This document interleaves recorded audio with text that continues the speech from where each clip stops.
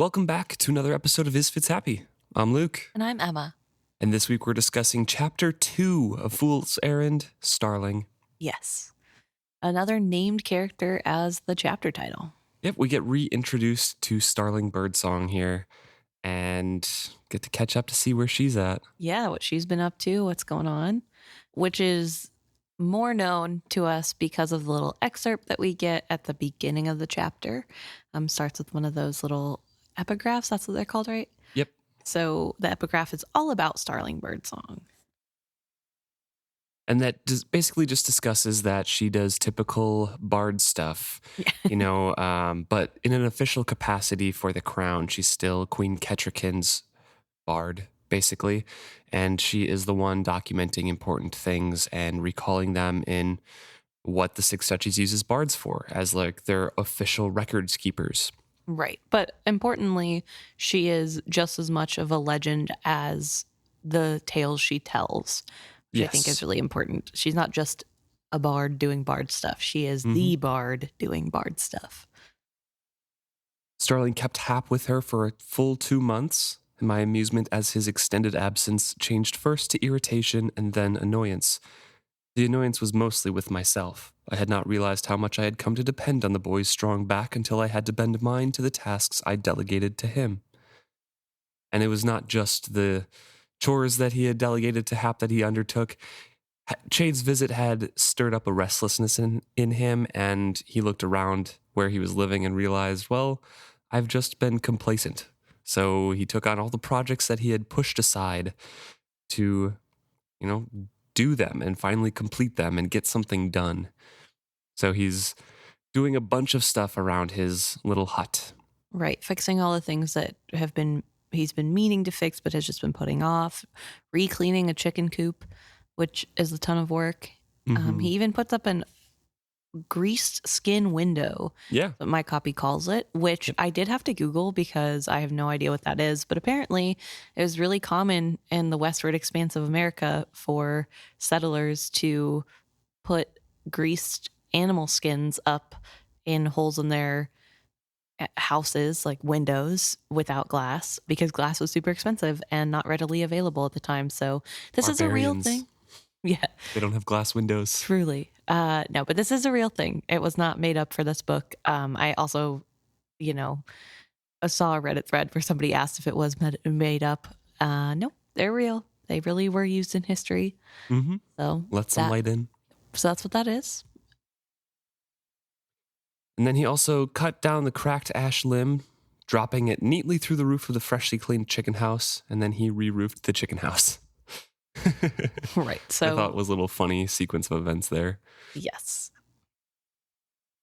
And as he is finishing that task, Night Eyes mentions that there are horses coming. And he turns around and walks around to the front of the cottage to greet Starling and Hap as they came up the trail.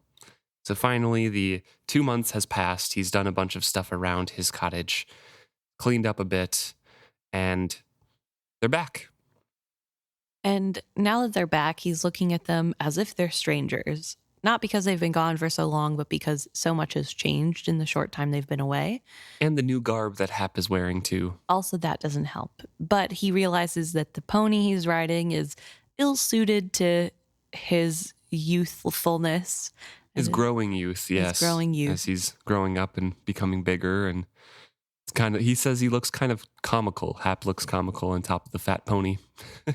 And it makes him realize that he cannot leave Hap behind when he goes off adventuring. That this little life that Fitz has created and made for himself is not enough, and it will not be enough for Hap soon. And so instead, he needs to send him away to an apprenticeship. The mild discontent I saw in his mismatched eyes at his homecoming would soon become bitter disappointment in his life. Yeah. We rag on Fitz all the time about his parenting, especially of B as well. Yes. He's kind of an absent father, even though he's there for B. But he does realize things with Hap. Like, he does parent Hap. He is kind of the guy of just like leaving him on his own. It's a good thing Hap was like 8 when he got brought to Fitz. Yes. Yeah. But, he does realize things about Hap's life and realize that he needs to, send him out into the world and he can't just keep him at home. Right. And I will say, especially this chapter and next, he very clearly cares a lot about Hap Oh, and yeah. his well-being, and is constantly thinking about that and thinking about what's best for Hap because Hap is a child, and doesn't ever try to put grown-up responsibilities on Hap, which I think is really good. So as hard as we are on him being a bad dad, he is a good dad in a lot of ways. I think he just doesn't know how to be present in somebody else's life because he never was shown what that means, I guess. And maybe that's part of it, is that growing up he didn't have a singular person that was really present in his life. Burek and Chade were there for him, but they both weren't his dad, and both of them didn't try to be his dad. They were just, role models. So I don't know. I think Beric tried to be his dad a bit. More than Chade, at least. Yeah, but I think there was a lot of reservation on Burek's end. Yeah, And I mean, Beric's parenting style was like, give him chores and he'll figure it out kind of thing. yeah, it was very leave the kid alone Yeah, let him and run. make him work. Not just Hap had changed in his eyes, in Fitz's eyes. Starling was vibrant as ever, grinning as she flung a leg over her horse and slid down from him. Yet as she came toward me with her arms flung wide to hug me, I realized how little I knew of her present life.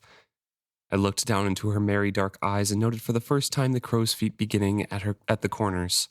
Her garb had become richer over the years, the quality of her mounts better, and her jewelry more costly. Today, her thick dark hair was secured with a clasp of heavy silver. Clearly, she prospered. 3 or 4 times a year, she would descend on me to stay a few days and overturn my calm life with her stories and songs. For the days she was there, she would insist on spicing the food to her taste. She would scatter an overlay of her possessions upon my table and desk and floor, and my bed would no longer be a place to seek when I was exhausted. The days that immediately followed her departure would remind me of a country road with dust hanging heavy in the air in the wake of a puppeteer's caravan. I would have the same sense of choked breath and hazed vision until I once more settled into my humdrum routine. So she is a kind of welcome chaos that is brought 3 or 4 times a year to Fitz's life, but also in his previous life, probably just a mess up of a routine. And now with Chade's visit, he's kind of viewing it from a slightly different angle of like, well, it's probably good. And he's viewing his routine as humdrum and Right. things are a little bit, complacent and static in his life right now. Yeah, definitely. And there's definitely that feeling of, wow, I've kind of just been letting life happen to me. I've not really been making life happen for me. Right. And so now I have this person who I've known for so long and comes 3 to 4 times a year, but I barely even know her. I don't actually pay attention in like a more present way. And so there is that really interesting note there of realizing that she's aging too. And, this is fun, but he doesn't know anything about what she gets up to besides the stories she tells. And they're not ever really anything substantive. It's just gossip. She can tell something is bugging Fitz, and she asks what's wrong, and he says, I'll tell you later. And then it's revealed that they have late night talks, away from Hap, so it'll probably happen in one of those talks. And she says, yeah, go wash, you smell like my horse, and then gives me a slight push. And then Fitz goes over to Hap and says, like, well, how was it? Buck keeps Springfest live up to Starling's tales? Like, did you have a great time? It was good, he said neutrally. He gave me one full look, and his mismatched eyes, one brown, one blue, were full of torment. Hap? I began concernedly, but he shrugged away from me before I could touch his shoulder. He walked away from me, but perhaps he regretted his surly greeting. For a moment later, he croaked, I'm going to the stream to wash. I'm covered in road dust. Fitz tells Night Eyes to go with him. He needs a friend, and he's not sure what's wrong. And Night Eyes is like, yeah, preferably one that doesn't ask questions. Right. Just going over there to keep him company. And then he turns back to Starling. Fitz turns back to Starling once Hap is left. It's like, well, what's that all about? And then Starling brushes it off. It's like, oh, he's, a teenager. Maybe something went wrong at Springfest. Maybe he kissed a girl. Maybe he didn't kiss a girl. Whatever. Who knows? Who knows? It'll be fine. He's 15. Leave him alone. Yeah, I think it's really interesting. I mean, obviously, as rereaders, we know that Hap is really mad because he knows Starling has a husband. Yes. And he just feels really betrayed because he doesn't know if Fitz knows or not. Yeah, his first assumption is that Fitz does know. And Yes. that's what he's operating on right now, that he's just been going behind this husband's back in opposite of everything that Fitz has told and taught Hap. Right. So Hap is really disappointed and he's just having a hard time. It's really interesting, though, to see Hap's character of sort of not being in a good mood and being moody and yet still turning around to reassure Fitz, like, I'm just going to he's telling him where he's going. He's not, Right. He's acknowledging Fitz, I guess, in a way. And Fitz gives him space because he believes that's the best choice, and also talks a little bit about how his decision to send Night Eyes is partially because Night Eyes cares for Hap as much as Fitz does. Mm-hmm. That Night Eyes has grown fond of the lad coming around and doing everything for him too. So they're a good pair. But yes, we do have Starling here pretending as though she has no idea what he could be upset about. It's just typical teenage things. And Fitz doesn't really buy into her excuse, saying, like, perhaps I remember 15 differently than you do, because he's still worried about Hap in this case. But he does take care of her horse and Hap's horse, and then remarks on, well, Byrrc would have me do the horses when I was that age before I could go sulk off somewhere. But yeah, even if I wanted to, I would have had to prepare the horses before wandering off. He's like, well, I was not Byrrc, and I thought to myself, I wondered if he held the same line of discipline with Nettle and Chivalry and Nim as he had with me. And then I wish I had asked Chade the rest of his children's names. By the time the horses were comfortable, I was wishing that Chade had not come. His visit had stirred too many old memories to the surface. Resolutely, I pushed them away. Bones 15 years old, the wolf would have told me. I touched minds with him briefly. Hap had splashed some water on his face and strode off into the woods, muttering and walking so carelessly that there was no chance they'd seed any game. I sighed for them both and went into the cottage.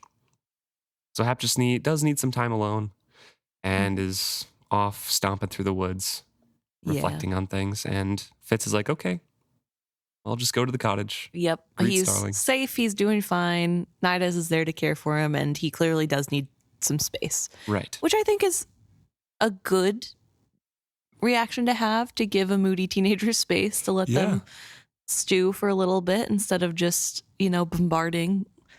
And also not keeping a piece of him with Night Eyes the whole time to keep an eye on him or anything, just giving him his space. Yes.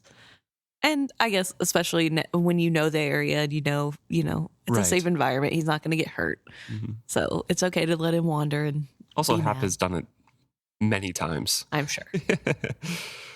Fitz doesn't hunt anymore, remember? It's all Hap with Night Eyes. Yes. But when he gets inside, Starling is dumping the contents of her saddles onto the saddlebags onto the table. She's looking for tea and holds up the elf bark pot and says, is this tea? It smells awful.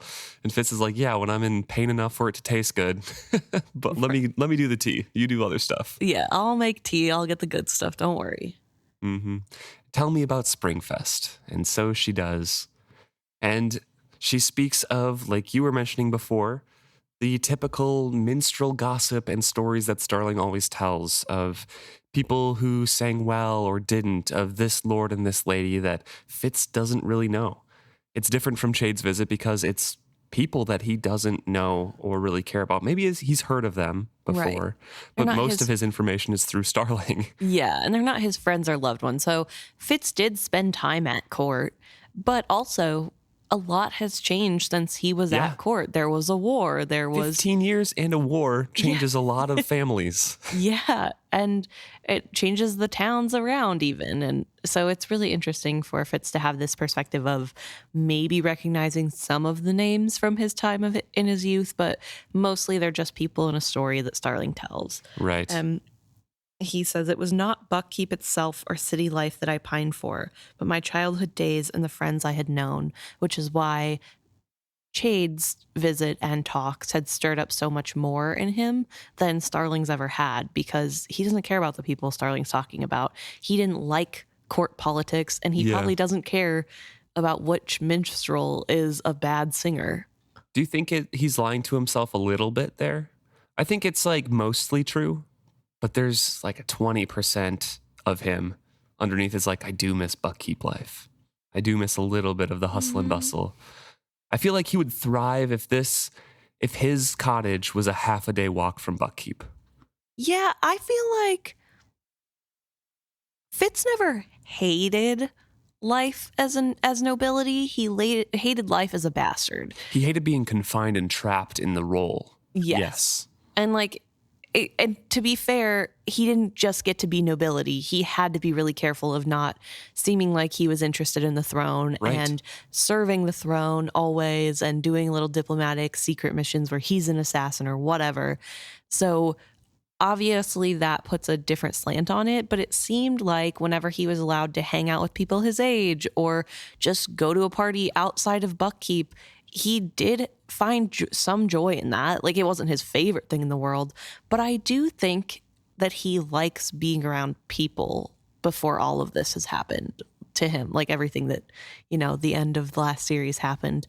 I think he liked being in nobility. And if he was just a random noble guy, he probably would enjoy going to Buckkeep every once in a while. But I think it is a little bit of a lie, because he feels like he cannot go anywhere where he might even slightly have a chance of being recognized. And he says that. He's like, sometimes your stories tug on my heartstrings, but Buckkeep is closed to me now. She frowned at me. I don't see why. I laughed aloud. You don't think anyone would be surprised to see me alive? She cocked her head and stared at me frankly. I think there would be few, even of your old friends, who would recognize you. Most recall you as an unscarred youth. The broken nose, the slash down your face, even the white in your hair might alone be a disguise enough. Then you dressed as a prince's son. Now you wear the garb of a peasant. Then you moved with a warrior's grace. Now, well, in the mornings or on a cold day, you move with an old man's caution. She shook her head with regret as she added, You have taken no care for your appearance, nor have the years been kind to you. You could add 5 or even 10 years to your age and no one would question it. This blunt appraisal from my lover stung. Well, that's good to know, I replied wryly. I took the kettle from the fire, not wanting to meet her eyes just then. She mistook my words and tone. Yes, and when you add in that people see what they expect to see, and they do not expect to see you alive, I think you could venture it. Are you considering a return to Buckkeep, then? No. I heard the shortness of the word, but could think of nothing to add to it. It did not seem to bother her. A pity. You miss so much living alone like this. And then launches immediately into an account of Springfest dancing. It's like typical Starling that we saw in the Farseer trilogy, too.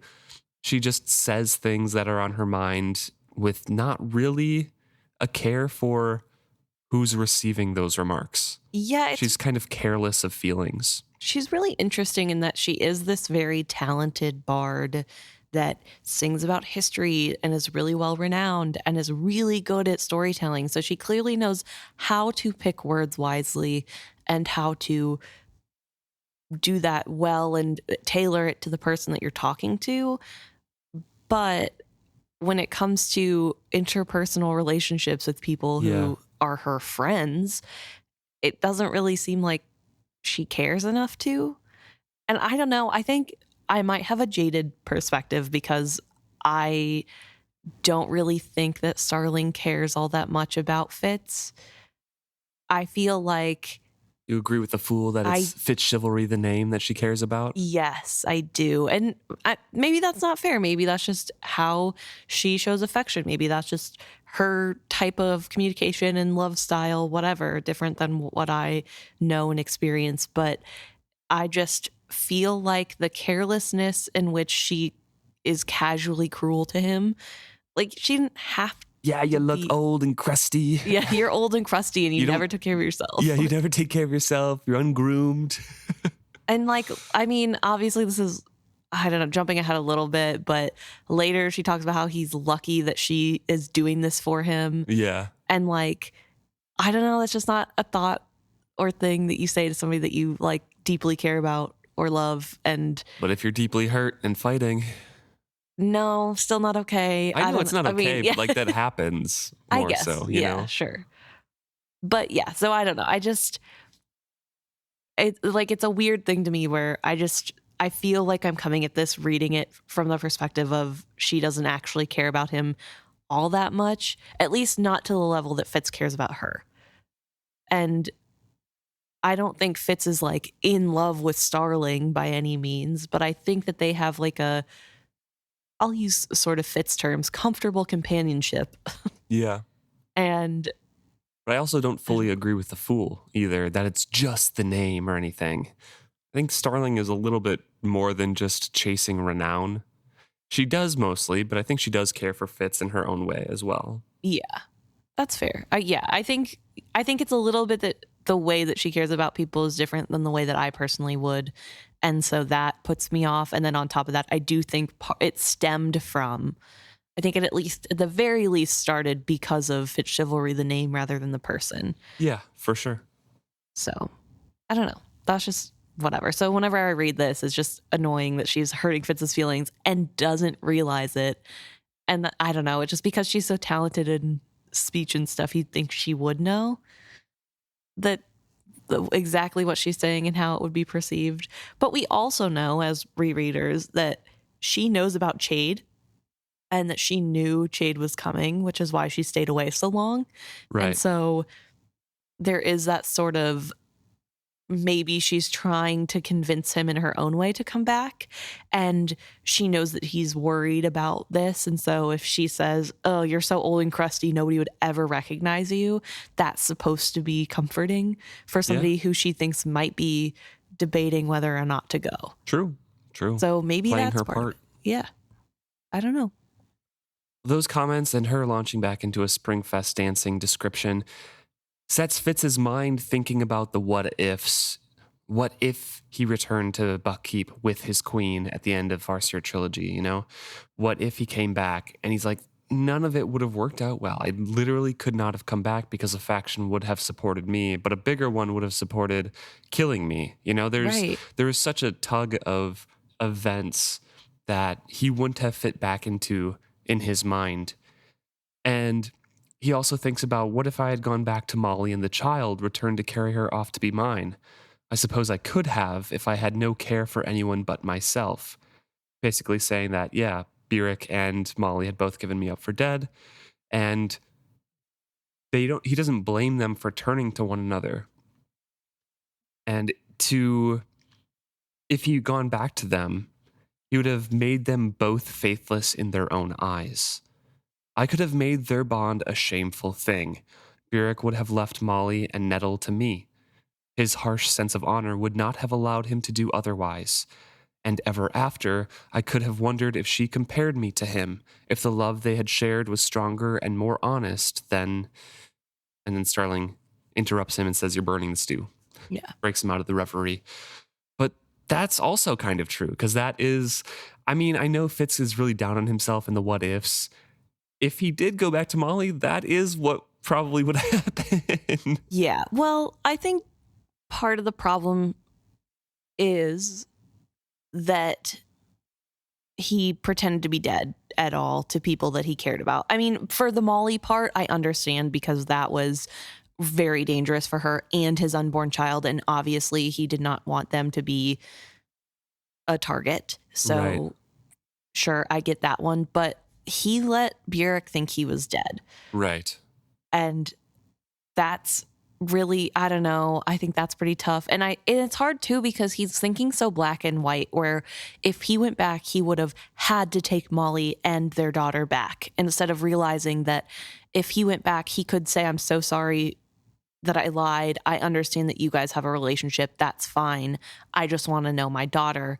And it would have been fine. But I mean, think of where he was. He would never been able to let Molly go at that point. He wouldn't have. But I'm just saying that it's really interesting to me that there's this really black and white thinking of like, there's only one option if I came back, and that option is I took Molly back and made them feel bad. there's no other choices I could have made if I decided to come back. And there's only one thing that would have happened if I came back with Kettrikin, and that would be that it would ruin her ability to rule. There's nothing I could have done to stop any of that division that would have inevitably happened for me coming back. Is he correct in some of the things that would happen with the actions he's saying that he's taking? For sure. I don't think that they're coming out of a wrong place, but I also think that there are a lot more opportunities and a lot more changes that could have been made if he would have given it a chance. Yeah. Like, it wasn't a definite failure. This is only going to be disaster. It just would have been hard.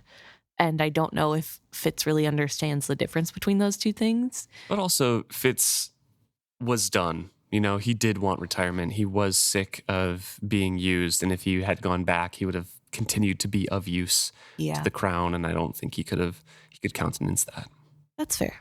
But yeah, so I think there's that. But I also wanted to talk a little bit about, so last chapter, I touched on the fact that whenever Fitz is bringing up people he wants to hear about and he learns about Burrick and Nettle and Burrick's kids with Molly, he doesn't really ask more questions about Molly or even seem that interested to know how she's doing. It's like a weird blind spot. And here we have him directly thinking about Molly. But what I found really interesting is that in those thoughts about, like, what if I would have went back? There is that thought of, I would have taken Molly back, obviously, to be with our kid. And he says that she was his wife in all but name. But not once does he mention any sort of hurt he felt at Burrick and Molly getting together. Right. There's no a thing of, yeah, I was hurt, but I get it. It's just like, I totally understand. Burrick was there. He provided for her.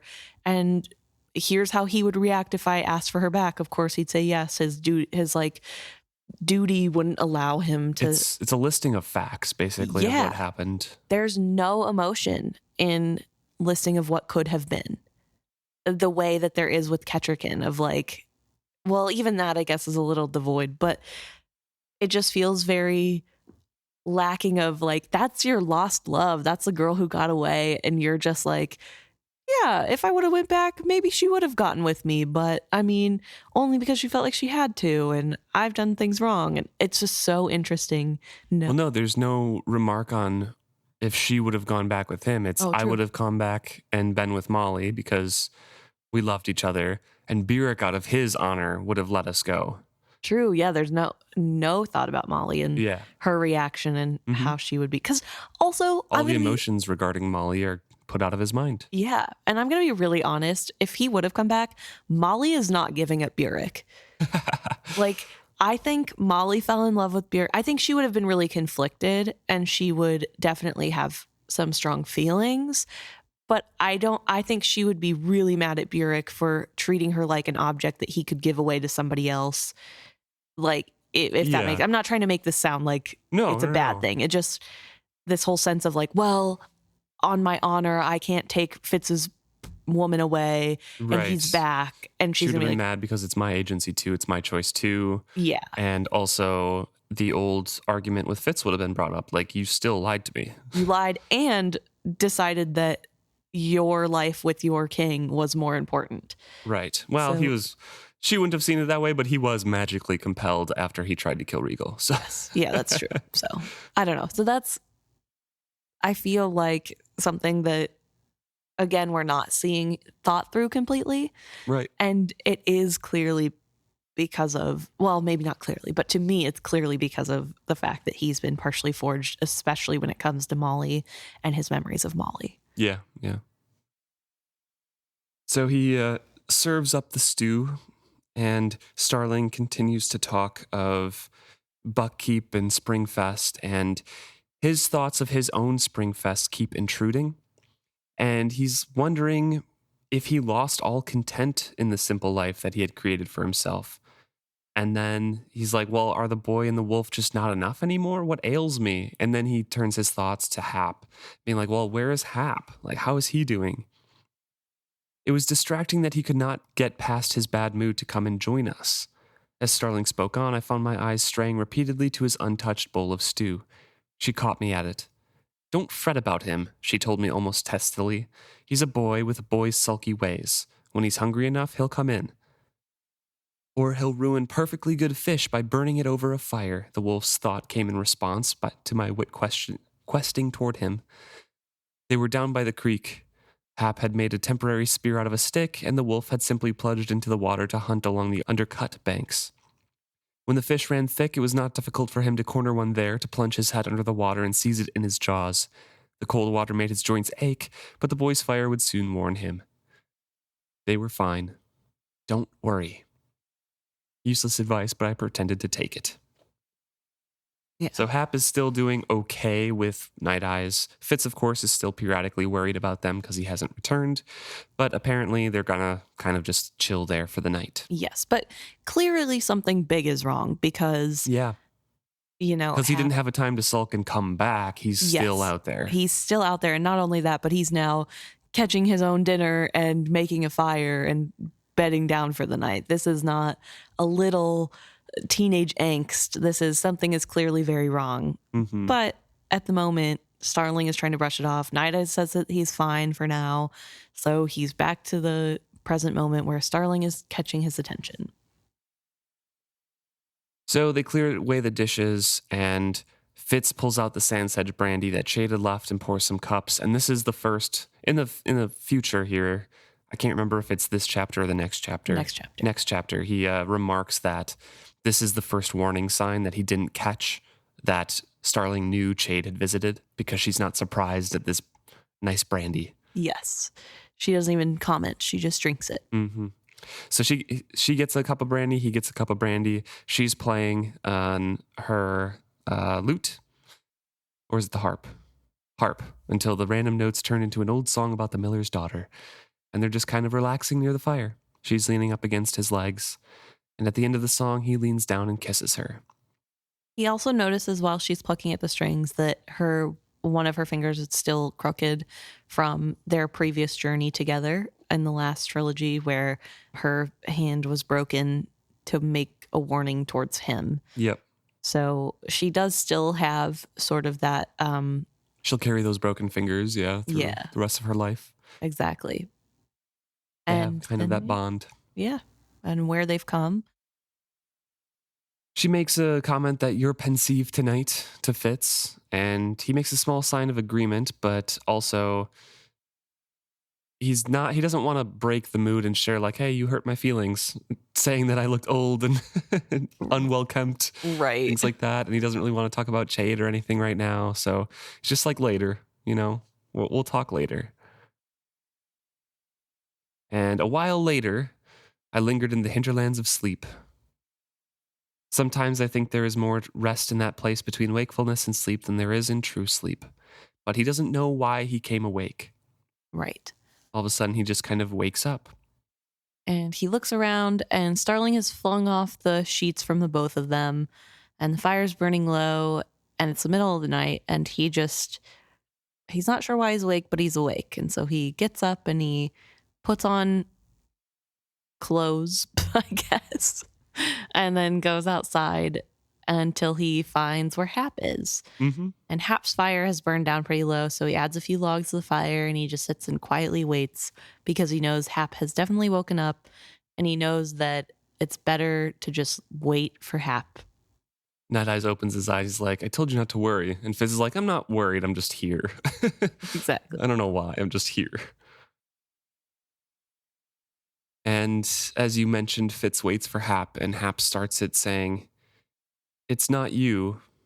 Not just you, anyway. I didn't look at Hap, even when he spoke. Some things are better said to the dark. I waited. Silence can ask all the questions where the tongue is prone to ask only the wrong one, which is a very Chade of him. Yes.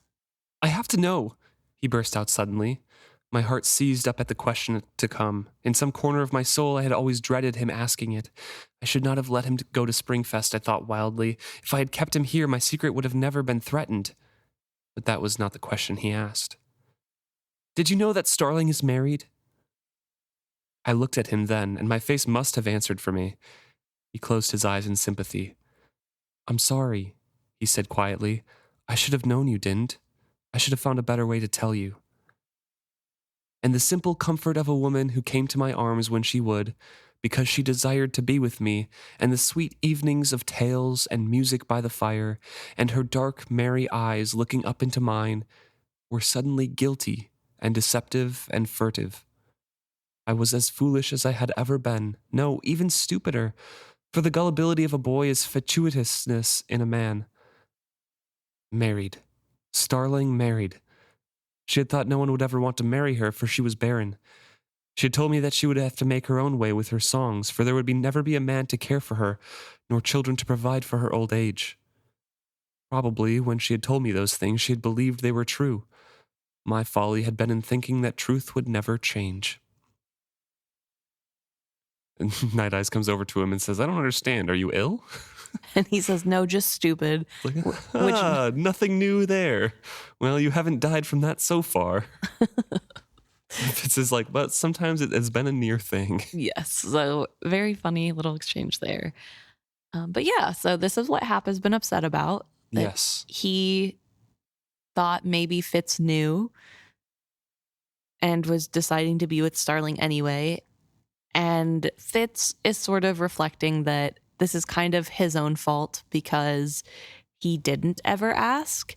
And he did just assume because she said when they were young kids, nobody will ever marry me, I can't have kids, that would never change. Right. He just was like, yeah, okay, nobody's going to marry her. And he also later goes on to talk about how it's not that he necessarily thought that she was like faithful to him and he was it was the like only the one. only person because she's a bard and it's Starling and Yeah. she just travels around and she has no compunctions about sleeping with men. Yeah, and that's the way bards are and that's just a thing. Whatever. He was aware of that, but He just never had to think about it. yeah, he didn't. That was just a faceless, nameless thing that maybe was happening. He had no idea. And so he didn't ask questions. And this is where that got him. So I think it's a good realization that, like, yeah, he definitely didn't know, but he also didn't ever ask. And It's that Yeah. life happening to him rather than, living life yes, kind of exactly. Which, duality. yeah, again, still on Starling. Oh, yeah. right? Like 100%. 100%. But it is just, I think, another thing happening to Fitz where he's like, oh, Another prod in that direction in his mind of, something- it's probably my fault again. yeah. And also something needs to change. Brashness thinking. Yes, the brashness. So Fitz says, tell me about it. Even though he doesn't want to hear, he knows he has to. Because Hap needs to tell it. Yeah. And better to get over all of the information now. Yes. Instead of it continuously coming up. So he allows Hap to talk. And I think this is a really good instance of Fitz being a really good dad, right? Like he understands that this is a grown-up problem. And this is not something that Hap needs to carry on his own or needs to be ashamed of talking about. He doesn't want to discourage Hap from having feelings, whatever he's feeling, and knows that Hap will need to talk about it and Right. that's okay. And so I think I'm really impressed with this section because he does a really good job of the age appropriate talking with Hap about this, Yeah. of sort of making it into like you're absolutely valid in feeling what you're feeling right now. It's totally okay that you felt that way. I will handle everything. I'm glad that you can feel better talking about it, sort of deal. Hap explains that he doesn't think that Starling meant for him to find out. Her husband surprised her at Springfest. Right, because he doesn't live at Buckkeep. Right. I pictured some honest old farmer wed to a minstrel in the quiet years of his life, perhaps with grown children from an earlier marriage. He loved her then to make a trip to Buckkeep to surprise her. Springfest was traditionally for lovers, old and new. Hap went on saying that his name is Duin, and he's some sort of kin to Prince Dutiful, a distant cousin or something. A tall man, always dressed very grand, wore a cloak twice as big around as it needed to be, collared with fur, and he wears silver on both wrists, and he's strong too. I think he found my obvious dismay comforting, Hap did. I should have known you didn't know. You wouldn't cuckold a grand man like that. I wouldn't cuckold any man, I managed to say, not knowingly. He sighed as if relieved. So you've taught me. Boyishly, his mind instantly reverted to how it had affected him. I was upset when I saw them kiss. I'd never seen anyone except you and Starling kiss like that. I thought she was betraying you, and then I heard him introduced as her husband. It really hurt my feelings. I thought then that you knew and didn't care. I thought that perhaps all these years you had taught me one thing and done another. I wondered if you thought me so dull I'd never discover it, if you and Starling laughed about it as if it were a joke for me to be so stupid. It built up into my mind until I began to question everything you'd ever taught me about anything. It felt horrible to be so betrayed. Yeah, so we have this sort of moment where Hap really did think this was a betrayal to Fitz at first, and then turned it into, what if Fitz knows and he's kept it from me and they're just doing this thing that they've told me is wrong, and how could they betray my trust? How could they think I wouldn't find out? Do they think I'm stupid? Yeah. And it's, I think, really interesting because, first of all, this is such a teenager line of thought, and this is such like a kid thing of you being the center of everything. You know what I mean? Like, this thing that's happening in front of him has to be centered around him. How else could it be? This is obviously a cruel joke being played on him specifically by his father figure and the woman who comes in every once in a while to give them tales of the outside world.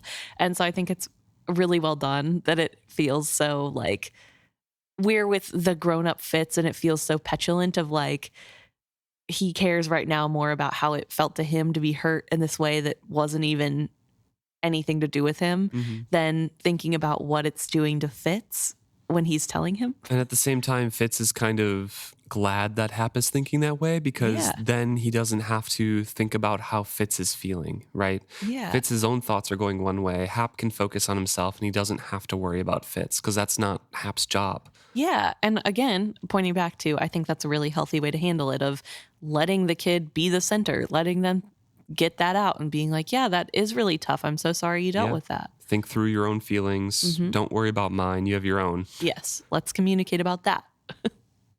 My own mind was moving in another direction, creaking like an old cart dragged out of a shed and newly greased for spring.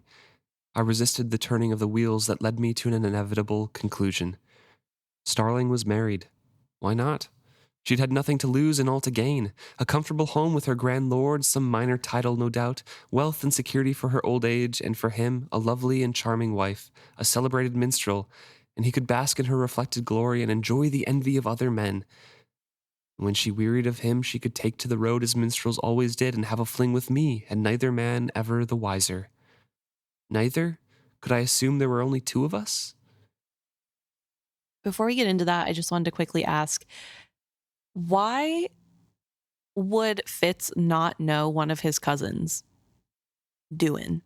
I know he's younger than we know as rereaders. This man is younger by 10 years, almost 11 years, 30. He's 24, 25. Yeah, he's 24, so 11 years younger. Yeah. But Fitz did have to know the whole royal family at one point, right? So you'd think even if there was a baby being born named Dewin, he would have heard of them. You also have to remember there is a war, and royal families measure cousins much more broadly than we do nowadays. Sure. So it could just be extremely distant. It's just, to me, that feels like something that's missed because he was still raised in Buckkeep and taught all of the nobility. And even with a war, to me, that still doesn't excuse the fact that he wouldn't know somebody who's in the royal farseer line. He is a farseer. They would have given him that education. Well, especially Chade. You mean Fitz as a farseer? Yeah. I was going to say, like, Dewin isn't a farseer. Well, he's apparently cousins to a farseer because he's Dutiful's cousin. Not a farseer, though. No, but farseer enough that he's Dutiful's cousin, which makes him Fitz's cousin, which means Fitz should know who he is. And so that, I mean, and let's say he doesn't know because he's too young. Therefore, that should be an indicator that that's a younger noble, not an older noble, because he should know all the older families. Maybe, yeah. So I don't know. I'm thinking about how he thinks of this old man, but once again, not putting two and two together, of thinking through his list of like, I don't know. He's out of practice, I guess. Yeah. Maybe is the point I'm trying to make of. His mind is rusty. Yeah. Hap directly asks him a question. Did you think you were the only one she bedded? I wondered what questions he had asked Starling on the ride home. And Fitz admits that I suppose I didn't think about it at all. And this is where he thinks about how Starling is. And like, I never specifically asked her. There was probably other faceless lovers, but they were just people that she visited. Maybe kind of Hypothetical. like me. Maybe it just happened, one time, but they were never husbands.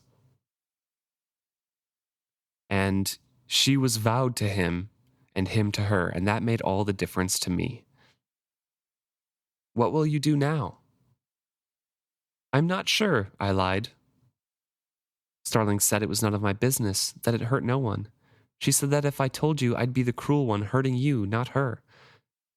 She said that she'd always been careful not to hurt you, that you'd had enough pain in your life. When I said that you had a right to know, she said you had a greater right not to know. Starling's clever tongue. She left him no way to feel right about himself. Hap looked at me now, his mismatched eyes loyal as a hound's, and waited for me to pass judgment on him. I told him the truth. I'd rather know the truth from you than have you watch me be deceived. Have I hurt you then? I shook my head slowly. I've hurt myself, boy. And I'd never been a minstrel. I had no right to a minstrel's ways. Those who make a living with their fingers and tongues have flintier hearts than the rest of us, I suppose. Sooner a kindly wolverine than a faithful minstrel, so the saying goes. I wondered if Starling's husband paid heed to it. I thought you would be angry. She warned me that you might get angry enough to hurt her. Did you believe that? He took a deep breath, hesitated, then said, You've a temper, and I've never had to tell you something that might hurt you, something that might make you feel stupid. Perceptive lad, more so than I thought. I am angry, Hap. I am angry at myself. Then Hap selfishly says, I feel better. He says, I feel selfish because I feel better now. And Fitz is glad for that he feels better. So before we get to Fitz brushing it off, once again, I just want to highlight that I think it's really important that in this moment, Fitz doesn't lie to Hap and say, oh, it's totally fine. I'm not mad at all, or I'm not hurt at all. He says, yeah, this is news to me. I didn't know about it. I'm going to do something about it.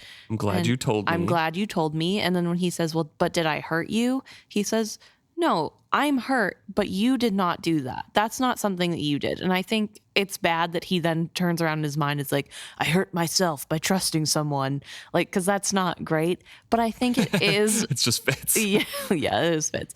But I think it is a really good thing once again. I feel really bad reading this. Made me feel really bad for calling him a bad dad, because I think this is a really healthy way to communicate your feelings, especially with a child when you're an adult, to let them be honest, especially this is age appropriate, right? Mm-hmm. It's okay to say, yes, it did hurt my feelings to learn this, but that's not your fault. You didn't hurt my feelings, and you telling the truth isn't something that you have control of my reaction. You can't control that, but it's not on you. And I'm not mad at you. And just that constant reassurance of you're doing okay, you're doing the right thing. Thank you for telling me. I'm not mad. And on top of that, when Hap turns around and says, I feel really bad because now I feel better, Fitz once again reassures him and says, I'm glad you feel better. You shouldn't have to have this way on you. And I'm glad it's cleared up between us. Yeah, this is good. I'm glad that our relationship is better now. So now you can tell me about Buckkeep. And he very artfully switches the conversation and lets him tell him all the stuff he's probably been wanting to say. And now we can leave behind the Starling thing because you've said it and it's not going to bother you anymore. And you know that I'm not mad at you and this isn't anything you have to worry about. So I thought that was really, really a nice scene between the two of them. Yeah, definitely. And kind of the only scene we get, maybe, or that one of the few scenes we get of Fitz being a really good dad. So, yeah. So Hap talks about Buckkeep Town, and Fitz in his mind is like, things have changed since I've been there. It's obviously expanded. It's become like a hub for mercantile and trade. And even the keep sounds different from what I remember, because now there are carpets and fountains and rich hangings on every wall and cushions, chairs and glittering chandeliers. Also, there's a mention of Bingtown because There are traders from Bingtown and the islands beyond it, as well as those from the Out Islands, now doing trade in Buckkeep Town. So I thought that was a really fun little mention there. Yeah, for sure. Bingtown mentioned.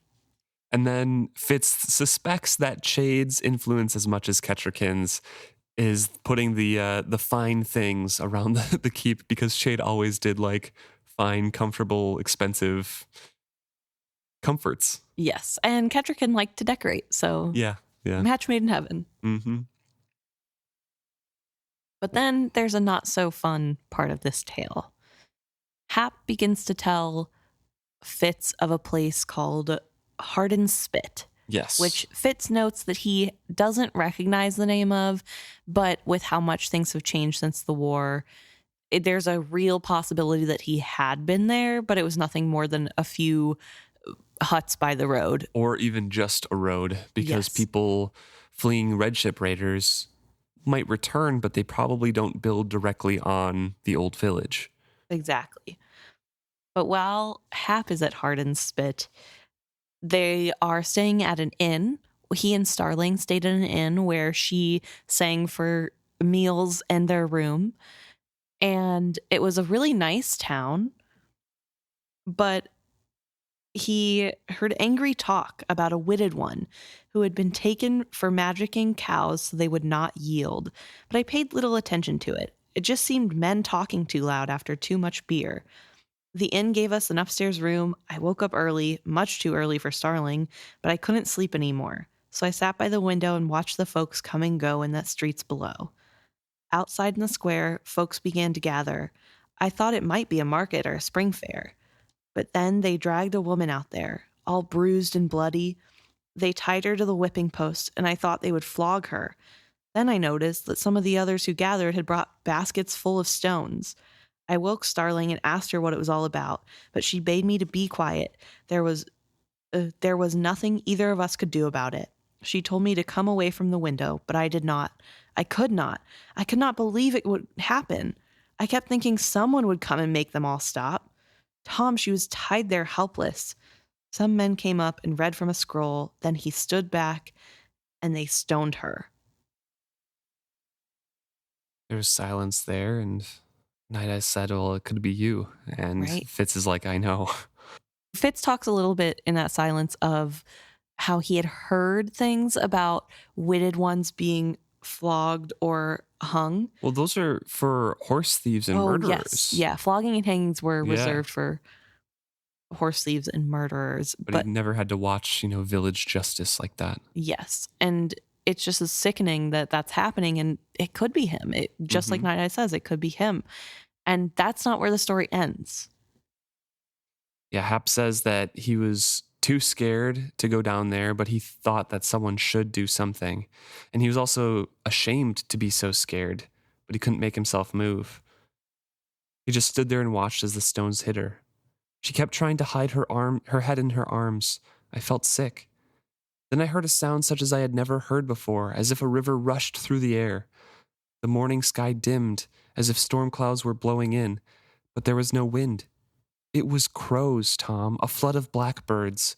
I'd never seen so many, cawing and screeching, just as they do when they find an eagle or a hawk and set out to roust it.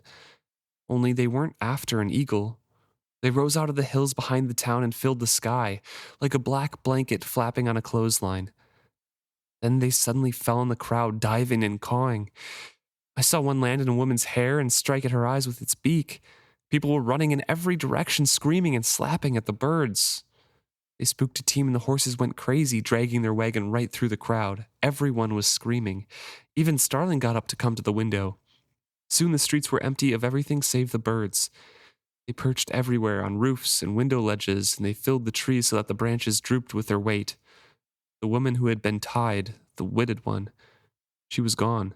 Just the bloody ropes were left there, tied to the post. Then, all at once, the birds just lifted and took flight. And then they were gone. Later that morning, the innkeeper said that he deemed she had just turned herself into a bird and flown off with the others. Later, I told myself, later I would tell him that wasn't true, that she might have called the birds down to help her escape, but that not even witted ones could change their shapes like that. Later, I would tell him he was not a coward for not going down there, that they would only have stoned him alongside her. Later, the story he was telling now was like poison running from a wound, best to let it drain unhindered. He continues on, but it's something horrific that Haps witnesses. Yeah, it sounds like a tale out of a storybook, which Yeah. it's funny because it is. But it is something that he actually witnessed. Like, this is something crazy that he saw firsthand. And it would be really scary, especially I feel like Hap is probably pretty sheltered. I mean, granted, he came to Fitz at 8 and was living on his own. I'm sure Right. he's seen things, but he also has spent the last 7 years with, a little like in the middle of nowhere on a farm in a quiet, peaceful life. And there's a lot of things that happen when you're a kid that go over your head and you don't understand. And so Right.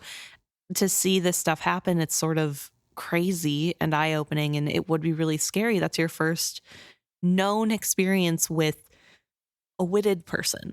Fitz, tells him to go on and urges him forward in this telling. And I think the reason Fitz doesn't try to stop him here isn't solely because he just needs to tell it all. I think Fitz is kind of like panicking in this moment of, I can do it later. I can talk later. It doesn't matter. It doesn't matter. Yeah. It's that sort of panic of this could be him. And what if the end of the story happens and Hap is okay with what happened to that woman now that he's seen how scary she is? So I kind of think it's more of a protective thing than for himself rather than a protective thing for Hap.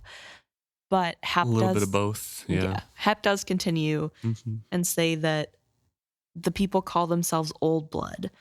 The innkeeper said that they've begun to have high ideas of themselves. They'd like to come to power, he says, like they did in the days where the piebald prince ruled. But if they do, they'll take vengeance on us all. Those that don't have the wit magic will be their slaves, and if any try to defy them, they'll be thrown to the witted one's beasts. His voice died away to a whisper. He cleared his throat. Starling told me that was stupid. Witted folks aren't like that. She said mostly they just want to be left alone and live quietly. And Fitz clears his throat, and he's surprised at the rush of gratitude he felt towards Starling. Well, she's a minstrel. They know many kinds of folk and have many odd corners of knowledge, so you can believe what she told you. Mm-hmm. So he's grateful that he doesn't have to be the one to say, hey, that guy's crazy. Don't listen to that. It's really funny that Hap doesn't even think Tom could be witted. Right? It's like at no point is he like, oh yeah, my adopted dad, he has a pet wolf. That he's had for at least 15 years. Yeah. It's an old wolf. I guess he wouldn't know that. Maybe, Yeah. He got it right before he met Hap. He doesn't know. But he has this wolf and he lives alone in the middle of nowhere. And Starling says that they like to be left alone.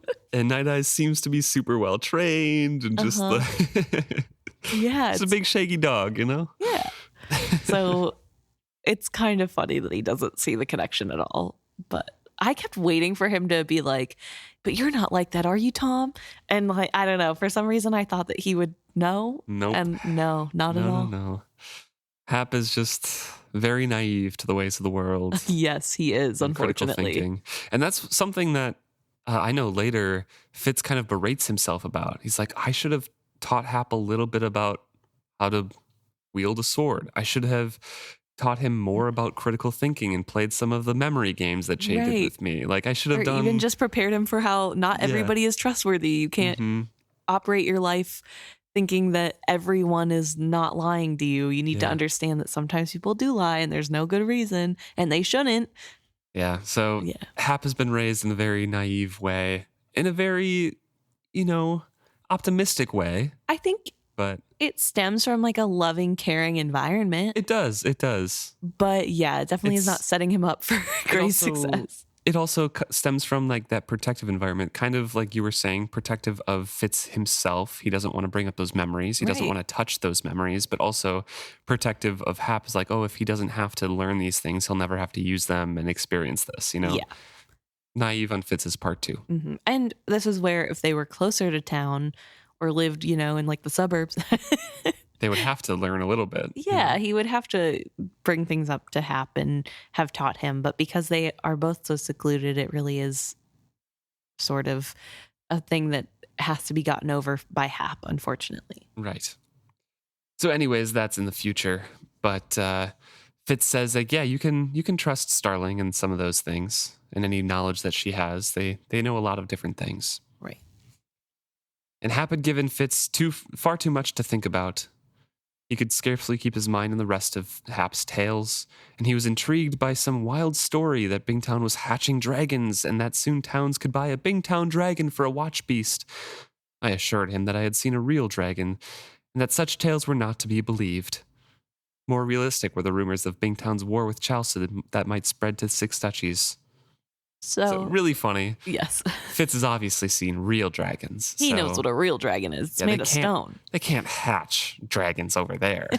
And you can't just give a dragon to be somebody's personal guard dragon. Yeah, doesn't work like that. Which he's correct. But that's really interesting. In a more real effect, he is incorrect.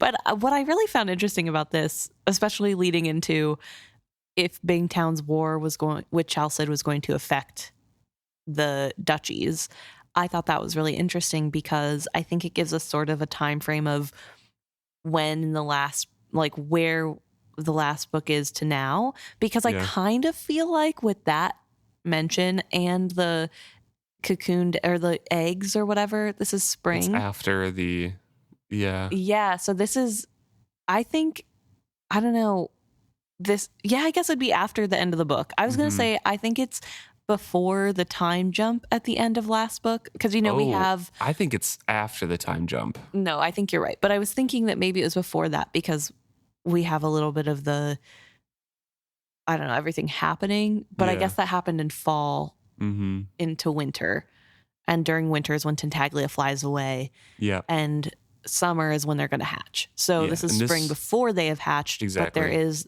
I was thinking more from the war perspective because it takes time for stuff to travel. That's true. I think. Yeah. But the war would have happened, 5 months ago, and now they're not really, fighting as much because the dragon is quote unquote protecting the mouth of the river. And I mean, there still could be fighting going on for sure, but I don't think it's, and especially because we know that Jamalia is sort of a big proponent in fighting against Chalced as well at this point, that they're going to be launching attacks. So I could see how them getting involved also makes it sort of a, I don't know. It's kind of odd to me that they're talking about Bingtown as though it isn't a colony. Like in my mind, this would be like if back in the day when Australia was still part of England's colony, if people were calling Australia its own thing and talking about Australia's trade on its own without its connection to England. I mean, if you lived in, I don't know, Indonesia at that point and be like, yeah, we're trading with Australia, you're not trading with England. I guess. It's so, because Jamalia is another 2 months south of Bingtown. Yeah. On live ships. Yeah. So I feel like Bingtown is the only touchstone that they have. They talk about here, Fitz does and Hap, so he's not really up on all of the trading partners and things like that, but they say Bingtown and the islands south of her, which are the Pirate Isles.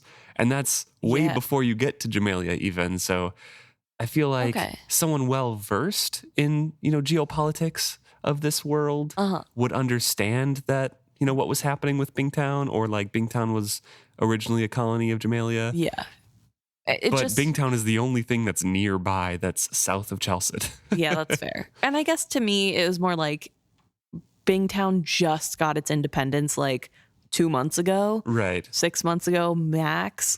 So then I'm like, why are they thinking of it already as its own thing? But I guess since it's the closest trade partner, and they were doing trades, it's not like they only traded to Jamalia. They just had to pay taxes. See, I even think that Fitz might know of Jamalia and stuff because he went through Bingtown. He's been on the Rain Wild Street. That's true. So I don't know. He could have heard Jamalia and stuff like that, but that's fair. Bingtown's still the closest. And they're the other neighbors of Chalced because so it's the duchies, Chalced, Bingtown. Yep. So I get it. But also I was just kind of like thinking of it like, wait, but they just got independence, so why are we talking about them like they are their own nation? No, they're probably still operating that Bingtown's just the closest named thing. Fair, valid. And They've then Hap asks if a war would come here, and Fitz is like, well, sooner or later, there's always war with Chalced. And even when we are not at war with Chalced, there is always border skirmishes and a certain amount of piracy and raiding. Don't let it worry you. Shokes and Ripon duchies always take the brunt of it with relish. Shoke's duchy would like nothing better than to carve themselves another chunk out of the Duke of Chalced's lands. Yeah, that's kind of the proverb in the Six Duchies, and there always are raids there. And correct me if I'm wrong, but Shokes and Ripon were the ones that were pro Fitz becoming new king, right? All of the coastal ones, including Burns, which was north, and that's where Solarity's from. Yes. That's the one furthest away from Chalced. Okay. But like pretty much all of the coastal ones were, yes. Okay. Is Ripon a coastal? I don't remember. Yes, it is. Okay, you're taking a look Shokes at the is map. closest to Chalced, and then Ripon is north of Shokes. Okay. And then it's Buck. And then Burns. Does Ripon wrap around Shokes at all, or is Shokes pretty much the border with Chalced? Shokes is the border with Chalced, and then there's like a peninsula. Okay. And that's Ripon. Gotcha. So they also probably launch ships and stuff like that. Yeah, for sure. They're surrounded with like, water, but that's a peninsula, right? Yeah. It's been a long time since I've had fourth grade geography. Oh my gosh, not geology. Anyway. So yeah, we're told not to worry about that. So then Hap moves on to safer topics and more prosaic news of his Springfest. Tells of jugglers and entertainers and puppet shows, and tells of a pretty hedge witch named Jinnah who had sold him a charm against pickpockets and promised someday to visit us here. I laughed aloud when he told me that within the hour the charm had been plucked from him by a sneak thief. That is really funny, to be It is fair. really funny. Although I will say, for Jinnah's credit, they stole the charm, not whatever he had. Pretty sure that's what Jinnah says. Yes, because she's right. Yeah, it got stolen, but nothing else did it? So there. So he'd eaten some good foods that he liked it a lot, but he also had a bunch of wine. So now he swears that he'll never have either of them again. Yes, been there. And every story he told me showed me more plainly that my simple life was no longer suitable for Hap. It was time I found him an apprenticeship and let him strike out on his own. For an instant, it was like standing on the lip of an abyss. I must turn Hap over to a master who could teach him a true trade, and I must set Starling out of my life as well. I knew that if I turned her out of my bed, she would not humble herself to come back to me as a friend. All the simple comfort of our companionship of the last few years would vanish. Hap's voice pattered on, his words falling around me like soft rain. I would miss the boy. I felt the warm weight of the wolf's head as he set it on my knee. He stared steadily into the fire. Once you dreamed of a time when it would be only you and me. A wit bond leaves very little room for polite deception. I never expected to hunger so for the company of my own kind, I admitted. Only we are our own kind. That has always been the problem with the links we sought to forge with others. They were wolves or they were human, but they were never our own kind. Not even those who call themselves old blood are as deeply twined as we. So Fitz stays quiet. He knows that that's true, but Night Eyes can't let it be and says, change comes upon us again, changer. I can feel it at the edge of the horizon, almost smell it. It is like a bigger predator come into our hunting territory. Do not you feel it? I feel nothing. But he heard the lie. He sighed out a heavy breath. This is such an interesting end to me because we have sort of this foreboding sense coming into the next chapter. Yeah. And that change is coming. And that's, I think the start of this series really is all about the change coming to Fitz, that he's digging his heels in once again. He does not want this fate that is coming towards him to make him catalyst. And I think this feeling once again brings up my question. I asked it last chapter, but do you not think that this is the universe guiding him back into being Catalyst, that there's something happening? We're on the precipice of him becoming the capital C Catalyst again? No, because I mean, you're looking at it from an in-book perspective, right? Yes. In a universe perspective, and I'm thinking of it like Rob and Hobb had a story to tell, and Yeah. something needs to happen at the beginning of the story so it's not boring.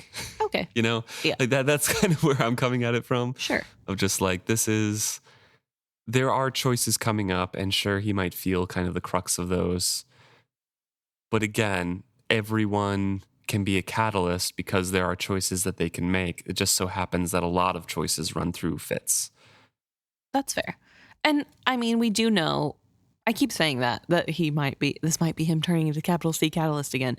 We know that Fitz is a capital C Catalyst always because he's not supposed to be alive. Yeah. He's not something exactly. that. And he's stayed alone in the middle of nowhere for 7, 8, 9 years, maybe 10 years, maybe a little bit longer. So probably 10 years of living at this cottage. So he has affected nothing. That's true. Well, that's not true. He has affected the travelers who come to his door and all that. Just a couple, though, you know? I'm going to say I am also being really affected by my read of this time because I am reading Wheel of Time at the same time. And so I'm sort of being like, he's so Tavaren right now. It's just the threads keep pulling people in, obviously. It's like so funny because it's not the same concept, but they also really talk is. about like time's track and the wheel that keeps spinning. The wheel. And Fitz and the Fool talk about the wheel. Although they're different wheels, you know. They're different wheels, yes. The Wheel of Life versus the Wheel of Life. Well, one's like an actual wheel that they talk about. Fitz and the Fool is like, this wheel is stuck in a track. Metaphorical wheel. Okay, and then the Wheel of Time is like a spinning wheel for like yarn. Yeah.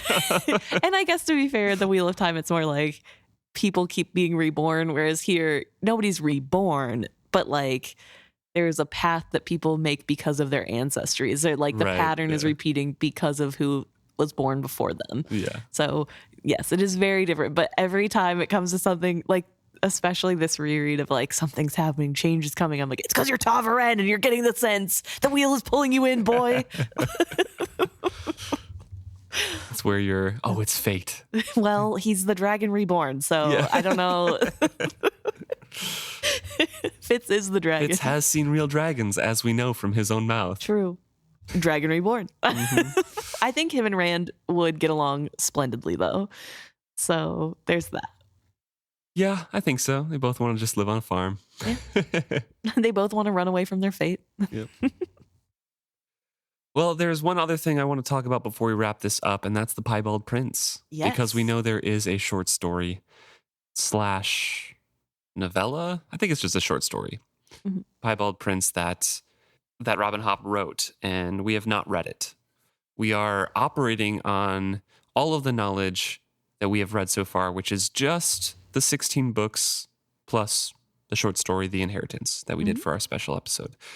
So we might be leaving out some knowledge, and it's totally fine if you guys want to write in and say, like, actually, this is what happened with the story. But I will say we will probably read that story and record an episode like we did with the short story at some point for this podcast, maybe at the end of this book. Yeah. Just to kind of get more insight into what went on and the thoughts of that story and the origins and how it, morphed into what the Piebalds are doing in quote unquote present times in the Six Duchies. Right.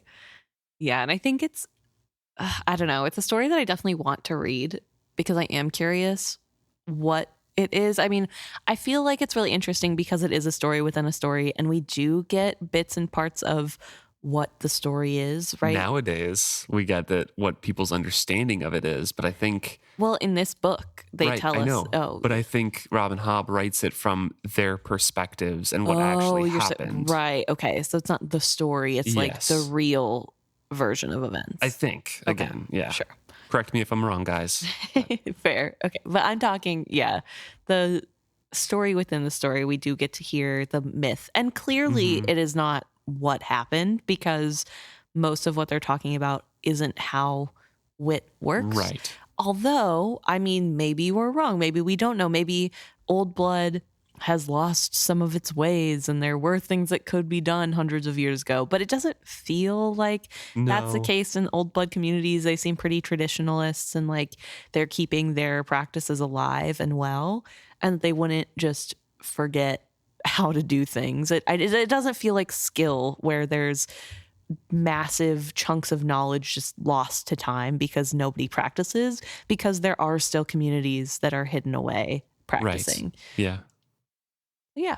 So I think it's a fun little thing. And I forgot how big the wit storyline is in at least this book. Yeah. And because I feel And like it continues on because Yeah. then they include like Webb and the other representatives. Yeah, definitely. But I think in my mind, this trilogy is more about sort of Icefire, the waking of Icefire, and sort of what's happening on Outer Islands. That's like And- Icefire is the third book, basically. Yeah.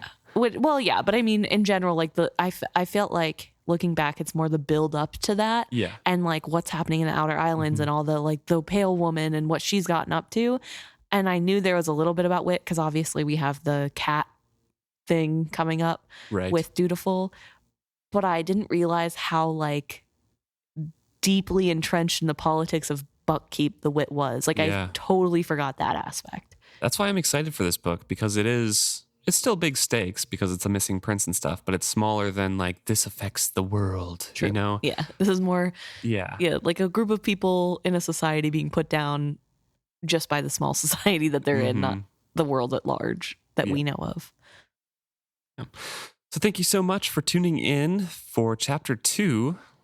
We've been really excited to get into Fitz stuff, so it's fun to talk about this. And next chapter we have his confrontation with Starling, which is going to be... You already know I'm going to get mad about it. As you should. You should. I just, I The way already she don't treats like... Hap. Oh. That's what I don't like about it. We'll get into that. Okay, we'll get will. into that. Yes. Just to something to look forward to, you know? Just know I'm heated and I will have a lot to say. So if you don't like that, I'm sorry. You might want to skip. Again, thank you. If you have any thoughts on what we've been talking about so far, please let us know at isfitshappy@gmail.com. You can visit us on our website at isfitshappy.com or isfitshappy.podbean.com. Find links to all of our social medias, Facebook, Instagram, Blue Sky, Threads, YouTube, and Reddit. We're at isfitshappy as our username or page on all of those. Let us know what you got going on. Let us know what you're thinking. Let us have some pictures of your pets. Let us have pictures of your tattoos if you want. Let us get your memes. We love hearing from you guys, whatever that is, whether that's a comment, a question, or A review. Yeah. So we like hearing from you and we're excited to talk to you next week. And also, before we go, please let us know if you have any thoughts on the format that we've been doing this in. I mean, we've been kind of sticking to the same format of going through, reading chunks of the passageways. Let us know if anything's working or not working for you, and we can take feedback into account as well. Doesn't fall on deaf ears. But only right now. No, just kidding. Whenever. All right. See you guys next week.